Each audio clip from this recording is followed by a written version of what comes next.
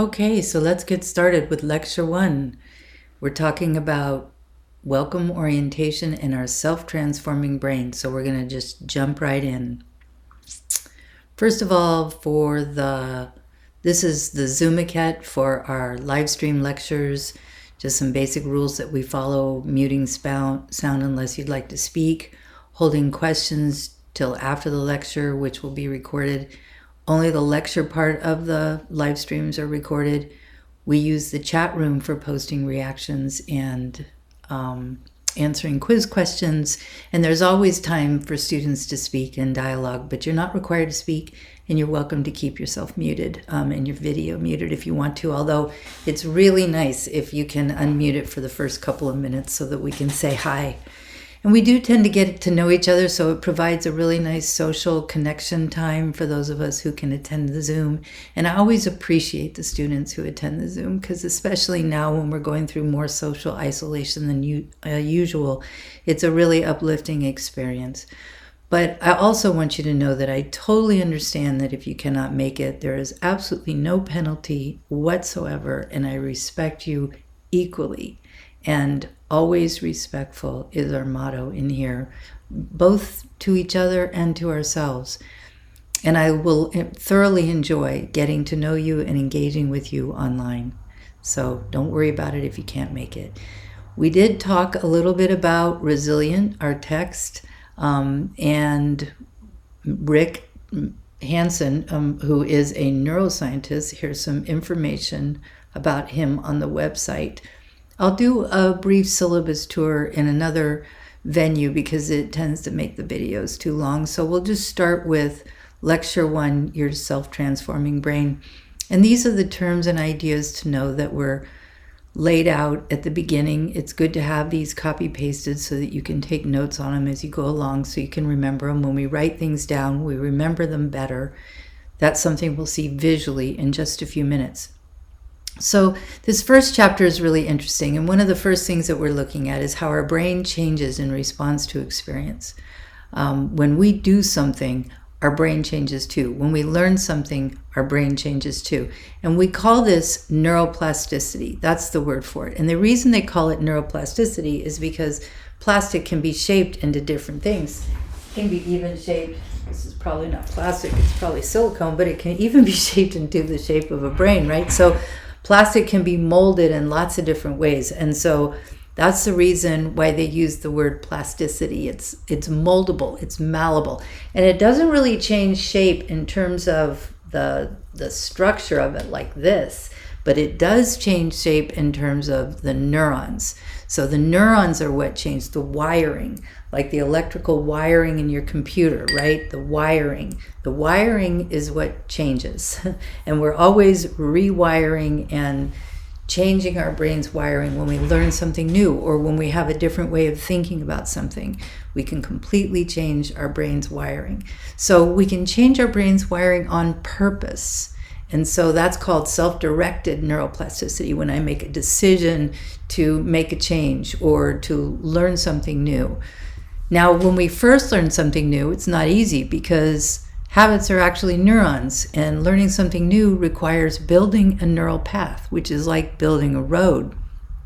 As you can see here, when we first do a road, it's all bumpy and it's hard to go on. It's not easy when we first learn something new. We have to concentrate. We have to put a lot of our attention at it. We have to work at it. Think about when you first learned to drive. You really had to focus on everything. But then your brain put almost all of that on autopilot. And one of the ways it put it on autopilot was by getting better and better at building that neural path until that path was a super highway and it could go super fast. Now, this is the true for anything, whether it's learning how to drive. Let's take a breath.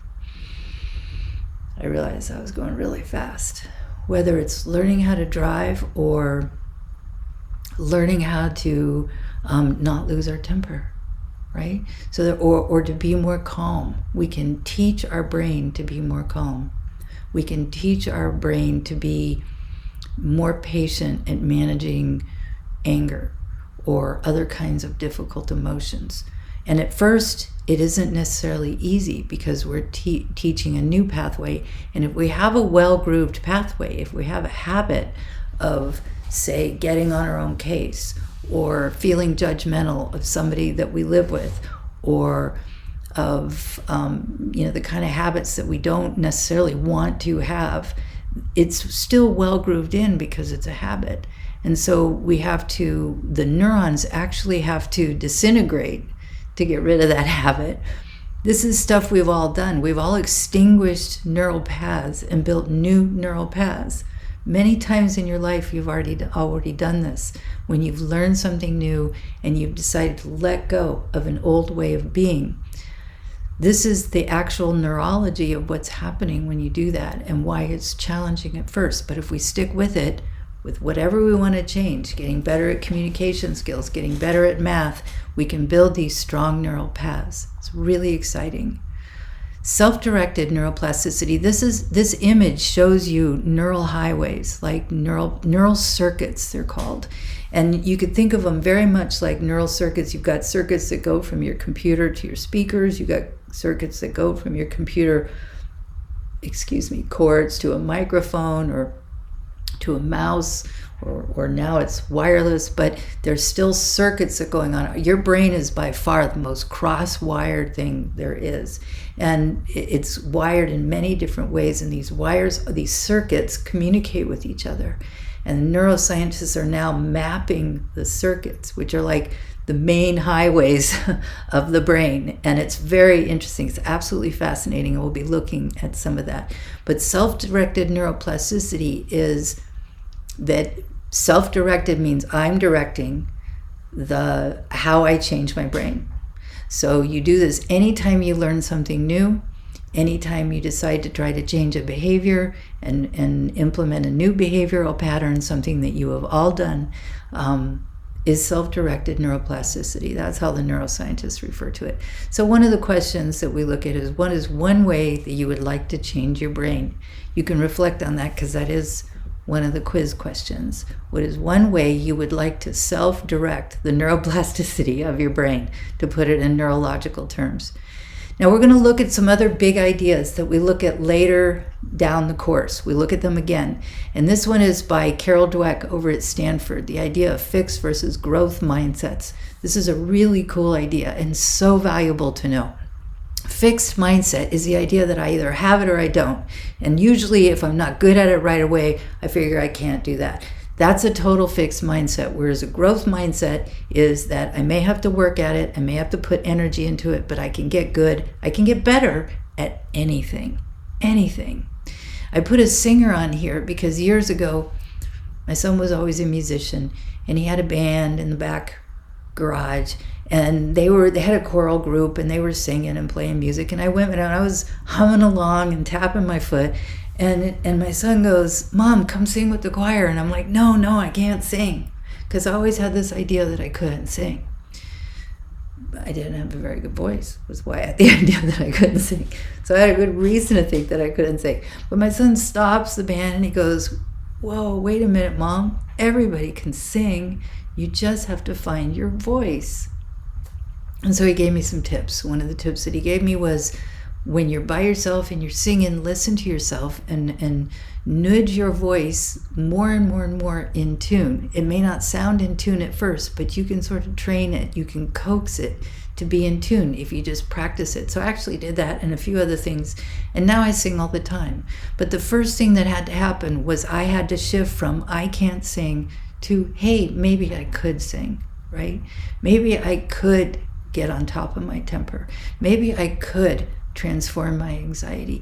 Maybe I could get my degree, right? Really, really realizing that those things, those possibilities are real for us. So the idea of shifting ourselves when we catch ourselves in a fixed mindset of I can't do that, to a growth mindset. Well, it may not be easy at first, and when we think about it, it may not be easy. We're back to this, right?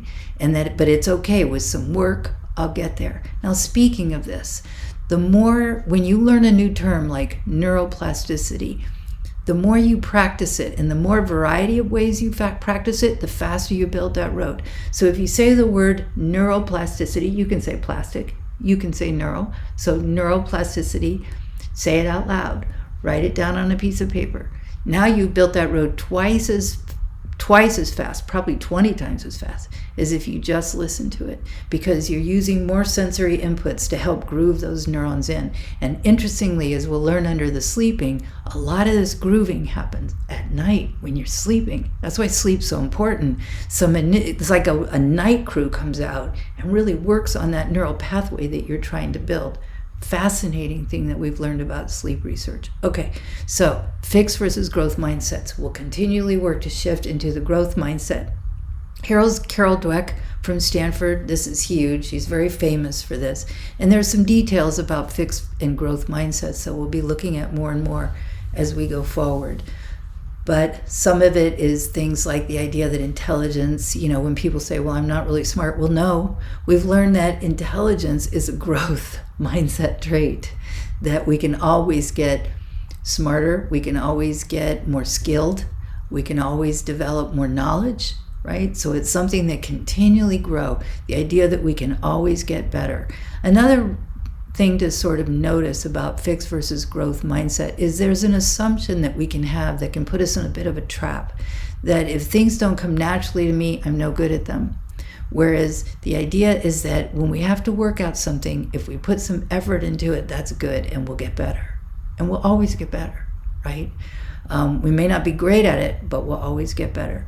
So it's good to connect this. This is another way that we build that neural path with something that we have experienced in the past. So what is something that you have, and you've done it numerous times already in your life, you just didn't realize that's what you're doing. You just didn't know there was a term to put to it. What is something that you have shifted from, I didn't think I could do that, to you were able to do it, and you put a bunch of effort into it, and you were able to master it and do it. So just think and reflect for a moment or two while we take a breath, and I slow myself down, about something that you shifted from a fixed to a growth mindset. Like I did singing. And now I do sing. I'll sing around a campfire, whereas before I would shudder at singing around a campfire. All right, so let's just take a moment and take a breath and give you a chance to think of something that you have shifted from a fixed to a growth mindset. Maybe a few things will come to you. So neuroplasticity plus growth mindset means we can get better at everything, including things that we don't necessarily think of in this way, but only because we're not used to it. Not because these are all things that are just like skills of playing guitar, skills of being able to write well, skills at doing math, skills at mechanics, skills at cooking, skills at working with animals, skills at being able to be having a green thumb with nature, and we can develop skills at being and living in a state of gratitude, which is an elevated state of appreciation that puts you in a green brain that actually can become almost a constant state. Being in a good mood, that can be a skill. Intimacy, communication, feeling calm, regulating emotions, self-discipline, social skills. These are all things we can get better at. And these are the topic of the course. The essence of life, boy, the very stuff of it. All right. So what is one thing that you would like to get better at? A way you would like to grow? Let's just take a moment and a breath. And this is, you can always change it as you go along because things will evolve, but this is a really great thing to allow to be a focal point in the class. What is one thing that you want to get better at? We will actually be defining one thing that you'd like to get better at and outline an action plan to do so and track it during your final project. But it's nice to just start thinking about what are some of the ways, because they're usually on our mind. We have them in our mind. We have these ways that we would like to evolve ourselves. We're not just propelled by the past. We are inspired by the future. Okay, now we're going to look about why it's good to be in a good mood. And this is the beginning of taking a look at neuroscience. We'll be doing neuroscience throughout this. And we're going to start here. Now, this is your brain, right? And it looks a lot like this. And if it would be like this is the back of the brain here. This is the front of the brain here. You can see the spinal cord coming down there. So here would be the eyes, and the nose would be over here. Okay, so here we have the gray matter of the brain. And this thing is fun to touch. It's like, well, you know, it's like those balls that you squeeze for stress and stuff. So, and that kids play with. So usually when we think about our brain, we think about this exterior curly gray mass. It's usually gray, not pink, but close enough. What we don't think about is the middle of the brain here. This middle of the brain, part of our brain, is called the limbic system, and it consists of a whole bunch of structures that are surrounded by a ring-like set of structures. Limbic actually means ring, and this is actually where our emotional brain is, where we feel our primal emotions that dogs and toddlers also express, like mad, sad, happy, attachment, fear, right? They're all stimulated here. And then in the front of our brain, what's referred to as the prefrontal lobes, which is right here, right behind our forehead, that's the prefrontal lobes of the brain. That's the thinking part of our brain. This is where thoughts occur. So primal emotions in the middle, thoughts here, and they're wired, interconnected with each other, but they don't stem from the same source. Okay, so it's really interesting because dogs do not have a very active prefrontal lobe, and toddlers have high potentiality in their prefrontal lobe, but it's not highly wired. They don't even speak a language yet, right? But it's all primed to be wired to speak a language. So, but it's not cross-wired, and the prefrontal lobe includes things like speaking, language, thoughts, thinking inside your own head, but also impulse control, strategizing, reflecting, being able to calm yourself down. It's the prefrontal lobes that help calm down the limbic system. So it needs to be wired in both directions. Interestingly, it's a lot easier to get upset and send the energy up to the prefrontal lobes than for the prefrontal lobes to calm the upset down, which comes from the middle of the brain. So this is our basic first neuroscience lesson about the prefrontal lobes, the executive control center of the brain, where thinking occurs here, right behind the forehead, and where we have impulse control and things like that. And it's actually like a muscle, and it gets tired and it gets worn out. And when it gets worn out, that's when we become more impulsive, because our limbic emotions of desire and things like that have more power. So we'll look at that as we go along, because this interaction is a big deal. Now, when we are stressed out, the prefrontal lobes sort of begin to go offline, and all the energy starts to go into the middle of the brain. So we do not have as much self-control or executive control whenever we're in a bad mood, or when we're angry, or when we're upset, right? These are states that are more dominated by limbic arousal in the middle of the brain, and the prefrontal lobes begin to sort of go offline. Depending on if we're extremely upset, they go offline a great deal, and we're not able to be creative or strategic. We have much less impulse control. We feel this immediate sense of urgency, it has to be done now, that's driven by the limbic system. Now, we'll be talking a lot more about this as we go along. Remember, the author of our text is a neuroscientist, but this gives you a basic idea of how understanding a little bit about your brain helps you begin to understand how our behavior works, right? So this is one of the reasons why it's good to be in a good mood, because we have access, much more access when we're in a good mood, to these prefrontal lobes and the advantages of that executive control center part of our brain. Much more about that to come. Now, there's another, this is one of the last terms we're going to learn this time, and that is the negativity bias of the brain. Basically, what this refers to is that our brain has been pre-set up, pre-wired to overlearn from the negative because it was critical for the survival of our ancestors.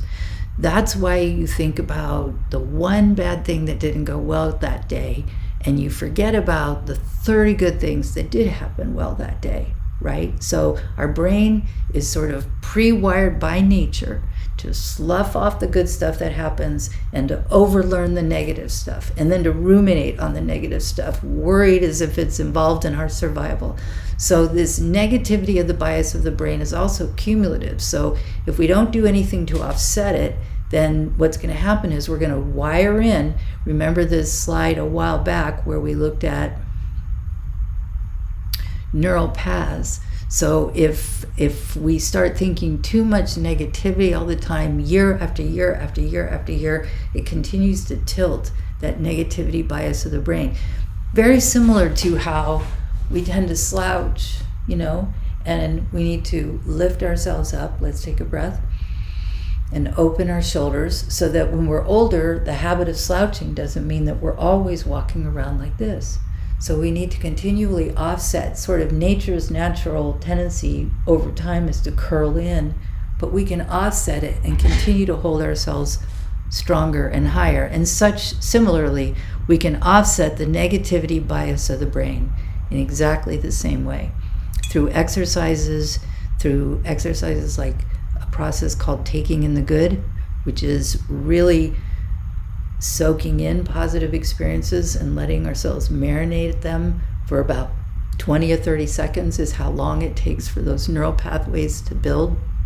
So when you have that belly laugh with your friend, letting that last a few seconds longer than normal, or you have that delightful time with your child or your pet or a parent, anyone, letting yourself sort of marinate that in a little bit longer builds those positive neural pathways so that we have plenty of those and we're not overrun by our brain automatically over-grooving in that one annoying thing that happened that day, right?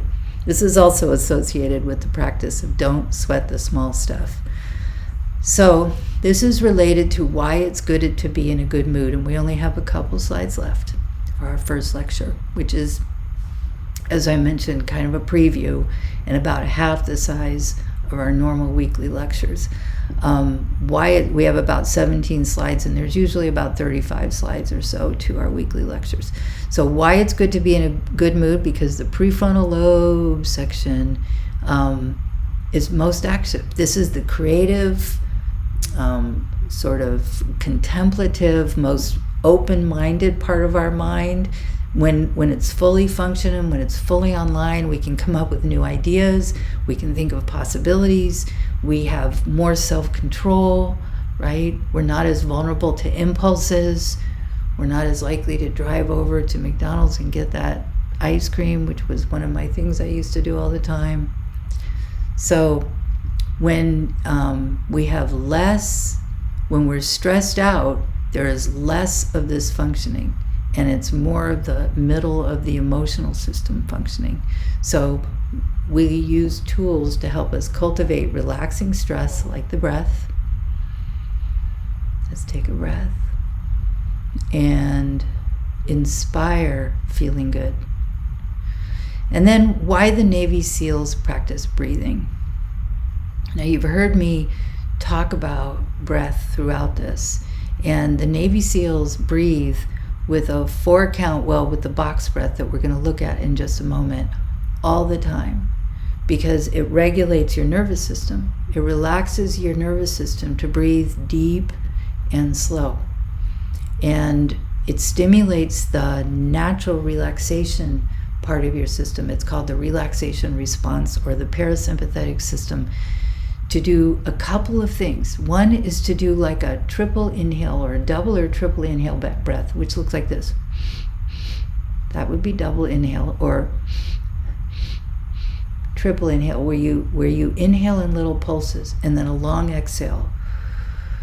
And you might even say to yourself inside your mind, ah, or relax, relax, relax. So the double inhale and the longer exhale than inhale stimulates the relaxation response. And that's a really nice way to start a calmer, slower breathing pattern. We also want to drop our breath down into our belly, so allow it to drop down. And a great way to do that is to breathe out first and push your belly button to your back. And then you'll notice that your in-breath naturally drops more down into your belly. So these are ways of actually calming the nervous system of our body, because if our body's agitated, our minds are going to be agitated. It's very difficult for us to calm our body down when our mind is agitated. So I mentioned the Navy SEALs. This is one of the most decorated Navy SEALs in the United States, Mark Divine, and he actually teaches meditation and breath courses. And he talks about how box breathing is inhale for 4 seconds, hold for 4 seconds, exhale for 4 seconds, and hold for 4 seconds. Now this breath is really good for rebooting anxiety. So you breathe in, 2, 3, 4, hold, 2, 3, 4. And if you're feeling a lot of tension or anxiety, you can push down a little bit while you hold. Not super hard so you blow your eardrums out, but just a little bit pressure down, calming the system. And then exhale like you're breathing out through a straw out of your mouth. 2, 3, 4, and hold. 2, 3, 4. Breathe in. 2, 3, 4. And you can do the 4 count however you would do it. We're holding 2, 3, 4. Breathe out. 2, 3, 4, and hold. 2, 3, 4. So you can do the box breath at whatever pacing works for you, but try to do 3, 4, maybe 5 repetitions of it. And this is something you can do at any time in the day, right? Just to sort of calm that system down. And when you're done with a couple of circulations of the box breath, you can just take a couple of nice, slow inhale and outhale breath.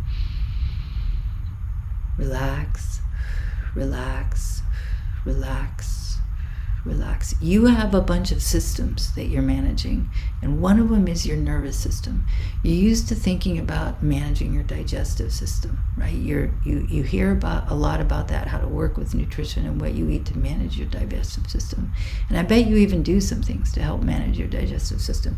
We don't think as much about that we're really in charge of managing our nervous system, but that's what this is about. And then the last question for this slide is under self-directed neuroplasticity. What good mood traits would you like to practice or cultivate within yourself over the course of this semester? And I want to cultivate the good mood trait of being in more of a resting state of gratitude and calm. All right, everybody. Thank you for that first lecture. Really appreciate it. I'm going to run back to the front and remind you of the terms that we learned. Neuroplasticity. Our brain is malleable. And what really changes is the wiring, more so than the shape. A habit is a neural path. And the more we practice a neural path, whether it's negative thinking or positive thinking or doing math, the better we get at it. Self-directed neuroplasticity means that we can decide on how we want to change ourselves and work. We can the computer can tinker on itself.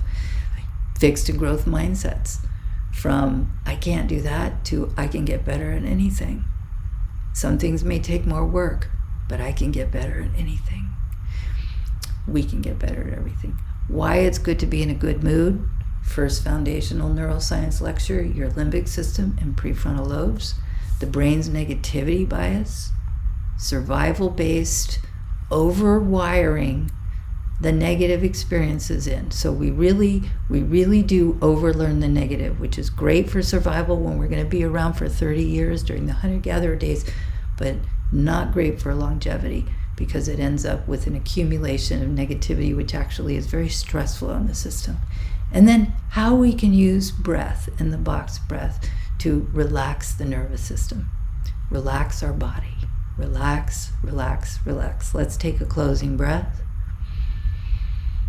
and relax. Release tension in your jaw, release some tension in your shoulders, release some tension in your arms, release the tension in your legs.